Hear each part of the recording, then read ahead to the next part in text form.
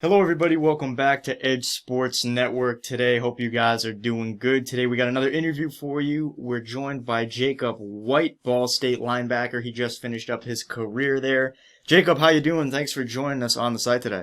Yeah, doing well. Doing really well. Thanks for having me. No problem. Great to have you on. Looking forward to this interview today. Hope you guys are too. We'll start here in high school. You were your team's MVP your senior season, also a team captain, leader on the team. So how do these leadership skills kind of help you in college here? How'd you carry them over? How'd they translate to, your NCAA career?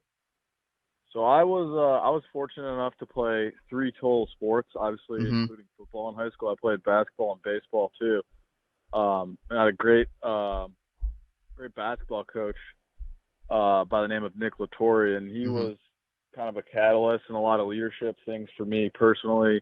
And he kind of showed me what it takes to be an ultimate competitor. Mm-hmm.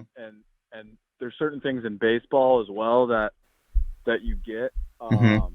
that you don't get in sports like football. Like everyone's looking at you at the plate, and there's and I just like how I can play other sports and Mm-hmm. take from them things that I then took to college, and kind of used at Ball State. Yeah, I know you were a three-sport athlete all 4 years of high school, so you really could do it all. And I think like you play basketball, baseball, and then football. And I think what's really good about that, like with baseball, I know you mentioned how it's a lot different from football. When you're up at the plate, it's kind of all eyes on you, and it's a one-on-one matchup between you and the pitcher. But it's also kind of this team game, so you learn the individual skills, kind of being out there, in the middle of it all. How did, the three sports, the skills you learned from those, how those help you athletically on the field? I mean, you can really do it all. You gotta be gifted athletically to do those three sports, especially. So the training that goes into that, how'd that kind of translate to football as well? Yeah, so from baseball, I Mm-hmm. would say I got those fast twitch fibers. Mm-hmm. I got those reflexes that you need in all sports, but football as well. I got those in baseball. I played on on the infield, and obviously batting. Mm-hmm. You get those quick response times with baseball, and then a sport like basketball, where you have to be able to move laterally, you have to be able to kind of bend and Mm-hmm. contort your body, play defense, get up and down the floor. That's something I kind of brought to football as well. Mm-hmm. And this day and age, a lot of guys like to just live in the weight room and focus on football, and I Mm-hmm. think that's just not the best way to do it. You want to play multiple sports. You want to get into different environments where you're competing. And I think that's just going to bring the most out of you as a player and also as a person as well. You're certainly athletically gifted. Not every guy is a three-sport athlete, obviously, especially all 4 years of high school. And I mean, you come out of high school, you take a season to redshirt, so you go from playing all these sports, seeing all this action, you're out of live action for a year. So I know we've talked to a lot of guys here on the site that have taken a redshirt season, taken that time off, or just, a gap year, whatever. And for some of them, they come back, they're fine. Others, they might have a little bit of a little bit of a hit to the confidence, a little bit of damage done there. But for you and your experience with the redshirt season, taking the time out of live action, how was that for you? How do you kind of keep your head, in the right state of mind and stay on track? Yeah, so I can actually one up that for you. So I All gray right, shirted and then I redshirted. there you go. So I sat out about 2 years without playing a game. Um, and so that's longer than anyone that redshirts, right? And Yeah, I that would is. say it's very difficult to kind of not be in that competitive environment, Mhm. um, in a game situation for that amount of time. Mhm. But you kind of have to be front sight focused, and you kind of have to think in the long term. I Mhm. bettered my body tenfold. I got so much better, in the weight room, and just knowing my teammates that kind of put me into a position to be a leader later at Ball Mhm. State. And so what I tell guys, and kind of the creed I live by, is I showed up at Ball State.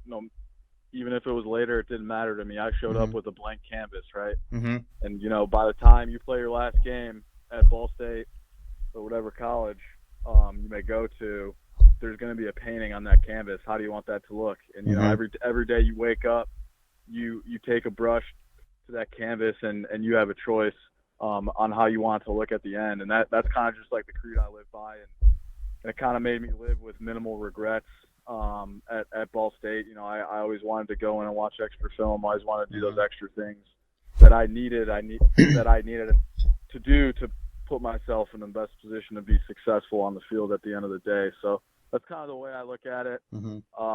And redshirting, it's difficult, Mm-hmm. but everyone comes in. They were studs in high school, and guess what? The playing field is evened out a little bit, Mm-hmm. and that's when your mind's got to take over. You have to put yourself into a mental state to be successful. You look at guys in the NFL. A lot of them are from smaller schools. Mm-hmm. A lot of those guys were doubted, kind of like myself, Mm-hmm. and they found a way inside their minds to think positive and be an optimist, and that kind of put them in great positions to be successful. And I mean, sometimes timing helps too, and Mm-hmm. things like that. But at the end of the day, you have to be an optimist, and you have to bring others along with you. And if that's not contagious, then you're kind of back at square one. So I would just say redshirting, just think long term, and think it's not a 4 to 5 year commitment. It's just a 1 year commitment is what I'd say on that. I think that's a great attitude, especially right now. I mean, sports on pause, a lot of things closed down. Guys kind of don't have the ability to train how they want to, maybe. They don't have the ability to get any live action right now. So I think kind of making the best out of each situation and tuning yourself up, whether that be in a redshirt season or a time like right now where you really can't do much. I think that's a really good outlook to have on it. Just kind of take it one day at a time, take it 1 year at a time, focus on the now, realize why you're doing it, look at the grand scheme of things. So I think a lot of guys can really take that advice to heart, especially in a time like right now. And I know, your first season, your redshirt freshman year, you get some snaps on defense and special teams. You come out the following season, though, start 11 games at linebacker. You led the team in tackles with 72, second in sacks with 3. I just want to say, your first 2 seasons, I mean, how does that kind of help for your upperclassmen years? How's that help development wise, and how to kind of help you get used to the pace of college football, especially after a couple years out of the game? Yeah, so I mean those first 2 years, I think were rough. Mm-hmm. Just from a culture standpoint of Mm-hmm. our team. We had some turnover from previous coaching staff, and then all those guys kind of left. All those players, excuse me. Mm-hmm. And then so Coach New kind of shows up, and 2016 was a more senior led team, Mm-hmm. and then those guys leave, and then 2017, like the year you just stated, when I had 72 tackles, Mm-hmm. we're all really young, even Yep. myself included. I'm a redshirt sophomore, and I'm even kind of one of the older guys. Mm-hmm. And so we hadn't really been there as a team, and so we really needed that experience, I think, to kind of Mm-hmm. propel ourselves forward. Obviously, we had a bunch of injuries as well, but I would just say we just kind of lacked that experience. Mm-hmm. And there's experience is the best teacher too, right? You Yeah. just learn from it. Sunday mornings when you're watching film. I mean, that's the best teacher when you play a game and you watch film the next day. And until you're kind of in those positions, it's kind of tough to really be a good football player. But then, I mean, 2018, we did some good things as well. Mm-hmm. But I think we're still kind of in that same boat of we didn't really have that great leadership. I mean, the locker room wasn't a winning locker room. And thankfully, we were able to kind of turn that in 2019. We were on the same page. It was just the transformation from 18 to 19, I think, was awesome. Mm-hmm. And me and a couple other guys just being a catalyst to that culture change. I wear that on my sleeve, and I'm very thankful for that, the opportunity Ball State gave Yeah. me, and I'm thankful to kind of be a leader in that locker room, because it was so much fun. It's the most fun I've had in my life. Mm-hmm. And I can't wait to see them do really great things this upcoming year. Your leadership skills, I mean, pretty much unmatched here. I want to go to a point in the season. This was your sophomore year where you broke a bone in your hand and you played with a cast for the majority of the year. And then, of course, going back to this last year, I know that you played in all your conference games with a sports hernia that you didn't even know about. So to play through injury like that in all sports, very difficult to do. I mean, we know that, but in football especially, the most physical sport out there, how do you play with that grit? How do you get through that? I mean, how do you just keep going? I know that's that warrior mentality right there. It's what a leader does. But where do you go within yourself to get the energy, get the motivation to come out, have a season where you play through injuries like that? And I know your senior season, we're going to talk about in a second here, was absolutely great, best year of your career. But how'd you do it going right through injuries? So earlier we talked about how redshirting, you kind of have to have that long-term mentality, and Mm-hmm. it's going to be good in the long run, right? Well, Mm-hmm. when I was injured, and I mean, I'm going to be honest with you, after the first or second quarter, I'm not going to say I was on one leg, but I was pretty darn near close to it. I don't blame you. I Um, don't blame you.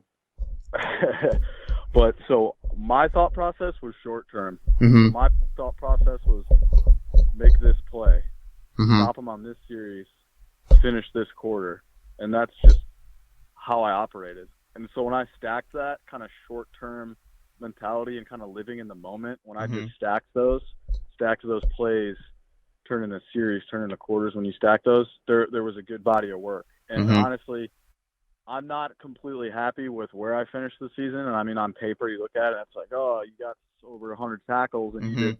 But I could tell you, there's one or two tackles I missed that eat at me. There's a Mm-hmm. couple plays that, you know, maybe I make, maybe the game turns a different way, maybe we win. You know what I mean? That's just Yeah. how I am as a competitor. That's the weight that I put on my shoulders.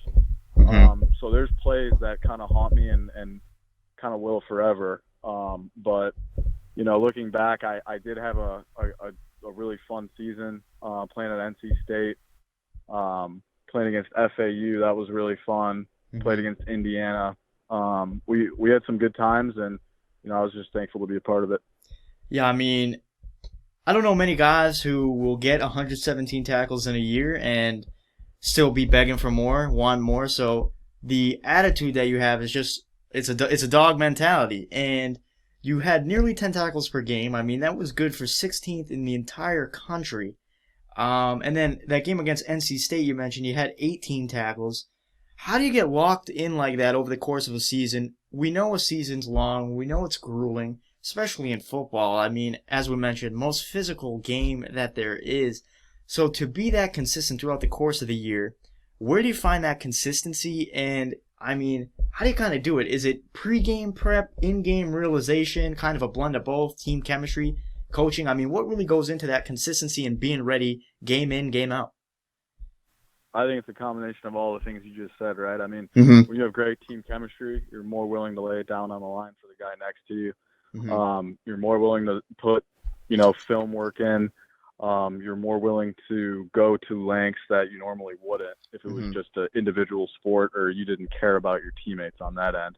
Mm-hmm. And another thing too is, you only get one senior season. How do you want to Mm-hmm. go out? And I don't want to look back and have a game here or a game there where I look myself in the mirror and say, you didn't prepare enough. Mm-hmm. That would haunt me more than missing tackles. That would haunt me more than any error, physical or mental, kind of on the field, is that I didn't do everything I could to put myself Mm-hmm. in the best position to win individually, which falls in line with where we'd win as a team. So like I think it's a combination of kind of everything you just said. It's a piece Mm-hmm. of the puzzle, but at the end of the day, the biggest slice of that pie is definitely team chemistry and willing to go that extra mile for the guy next to you.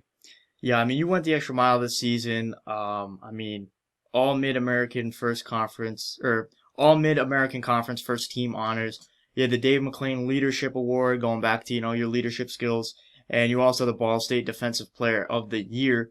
And you finish up your career there. The next level is the NFL. I know you're motivated to play professionally in the league. So, I mean, what kind of things have you been working on recently to get to that next level? Do you kind of have to change your training styles at all when you're headed to this next level, or have you just kind of been pounding it with the consistency, doing the same things that got you to where you are today? No, so I'm doing kind of a different training Mm-hmm. style. I'm working out here in Tampa with a guy called Yo Murphy. Mm-hmm.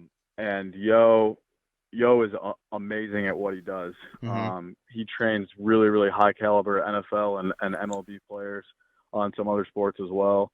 So I'm working out with NFL guys all day. I'm I'm observing how they operate. You know, I'm putting myself in their shoes, and I'm hanging with them. And sometimes,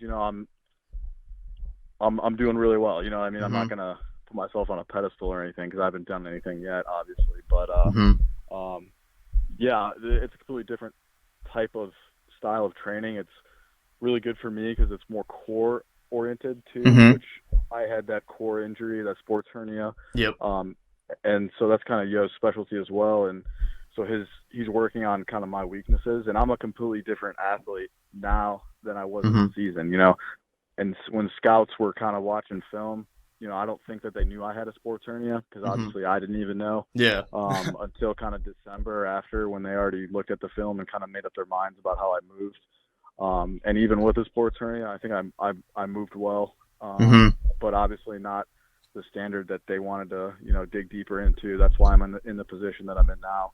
Mm-hmm. So not having the pro day honestly is I'm I'm not going to use it as an excuse, but I truly, truly, truly believe if I had that day to get Mm-hmm. in front of scouts to show them the new product that's out on the field, how I've recovered from my surgery that I had on New Year's Eve, Mm-hmm. how I've been training, how I've been, putting the right foods in my body, getting enough rest. I mean, that would have been on full display March 30th at Ball State. That was kind of stripped from me. So, Mm-hmm. I mean, I'm just staying in shape right now, because that's the only thing I can do. I mean, football, control the controllables. That's exactly what I'm doing. I'm in the best shape of my life right now. I think I'm a different product now than when I played during the season. Mm-hmm. Much faster. I trimmed a lot of body fat, and I'm where I need to be. So that's kind of just where I'm at right now. And I'm really, really looking forward to any opportunities that may lie in the future. You sound like you're in a great position, just overall. And I mean, that this is the time where you want to be in the best position of your life. I can assure you that. So I think, I mean, your chance is going to come. It's just a matter of when right now. And I know to finish up here, first question for you, a little bit of a fun one. You can have some fun with it. Second question might be easy, might be hard. We try and end with a kind of question that's really straightforward, but you got to think about it a little bit. I don't know. You might do well with it. We'll see. So, first question, the fun one here. If you could sit down and have dinner with any NFL player, past or present, who would it be and why? Oh, It's a maybe tough one, two I of them. know. Yeah. Yo, you can pick two of them. I mean, if they're picking up the tab, you can pick two of them, man. Okay, do they have to be alive? They don't have to be alive. They could be dead. Okay, I'm going Pat Tillman 100%. Oh, there you go. Um, I had a I feeling you would gotta. say that. I had a feeling you would say that. Honestly, coming into the interview, I was like, you know what? If I had to put money on this, he's gonna say Pat Tillman. Yeah, absolutely. I mean, I read his book when I was younger, Where Men Win Glory, or I think it's Mm-hmm. an autobiography. And just kind of the way that he operated as a human, like anything in life worth doing is kind of worth overdoing. He Mm-hmm. was a very intense individual. He was kind of, I mean, I don't think I'm undersized, but I Mm-hmm. guess people think I am, so I'll say that. But I'm 6 feet, and he was a smaller guy as well. But Mm-hmm. guess what? He put the pads on and put a helmet on, and he was an animal. Yeah. And so, and obviously how he lived life, giving his kind of giving up his freedoms, I guess, to go across the country or to go across the world, excuse Mm-hmm. me, and serve. I mean, that just kind of hits home with me. Mm-hmm. Crazy how he could just decline all that money and do that. Yep. And so I would love to ask him questions at that dinner about that, his decision on that end, and kind of his specific football moments at Arizona State, kind of when they beat Mm-hmm. Nebraska, and just go down the list and just Yeah. learn from the guy because he was a legend in my eyes. For sure. It's a pretty good one right there, honestly. I mean, I think honestly you might have to pick up the tab now. I mean, I don't know. I said he could have picked it up, but I don't know. Pat Tillman, you might have to pick up the tab. But I Yeah, that's mean, fine with me. yeah, I mean, let's look 5 years down the road now. This might be the tough question. I mean, what would be the perfect scenario for Jacob White? I mean, I know you want to be in the NFL. If you had to choose a team to be playing for, I'm sure you'd be happy with any team, but where would you be playing? What would you be doing on your off days during the off season? I mean, what's the ideal situation for you? The ideal situation is I'm on some team in the NFL, right? Mm-hmm. And I couldn't even tell you which one. Mm-hmm. But in terms of right now, from 5 years today, I'm right here in Tampa. I'm living in Tampa. I'm working out the same way I'm working out now. Mm-hmm. With surrounded by NFL guys. I love being in that environment. I love being around competitors. Mm-hmm. I love the Tampa area. It's a great area. My brother lives out here. I'm familiar with the area. Mm-hmm. I've been staying with a great friend of mine, John Holt, as well, who's brought me in, and I've learned a bunch from him. He played for the Bills for a little bit, Oh wow. and played at NC State as well. So I guess to answer your question is I'm just doing the exact same thing I'm doing Mm-hmm. um, right now in 5 years, and I'm happy right now. Obviously, I'm not where I want to be. I'm upset, and I'm Mm-hmm. working to get there. But as far as just living in a nice place and working out, I mean that's the dream. I really really enjoy working out. I enjoy being around the guys. I enjoy being in that environment. So I guess in 5 years it wouldn't look too much different than right now. All right, you nailed the 5 year question. There you go. I mean, not every guy. Some guys get tripped up over that. You nailed it right there. That's what we like to see to close up the interview right there. But Jacob White, everyone, Jacob, man, thanks so much for joining us. You have a great attitude, great, work mentality, dedication to the game is outstanding, and your chance is definitely right around the corner. And I'm honestly going to be pretty excited to see what you have to show when that opportunity comes around. And it was great having you on the site. Yeah, thanks for having me. Really really appreciate everything you guys do, and looking forward to reconnecting in the future. Yeah, no problem at all. We'd love to have you on again. You guys can also stay updated with Jacob's career. We're going to put a link to his Twitter down below so you guys can follow him. We'll also put a link to the Ball State website so you guys can check back for news and updates as they have a good young team coming in this year. Should be a good season for them, as Jacob mentioned earlier. But guys, thanks so much for joining us here on Edge Sports Network. Hope you guys are staying safe. Hope you guys are staying healthy, and we'll see you guys next time.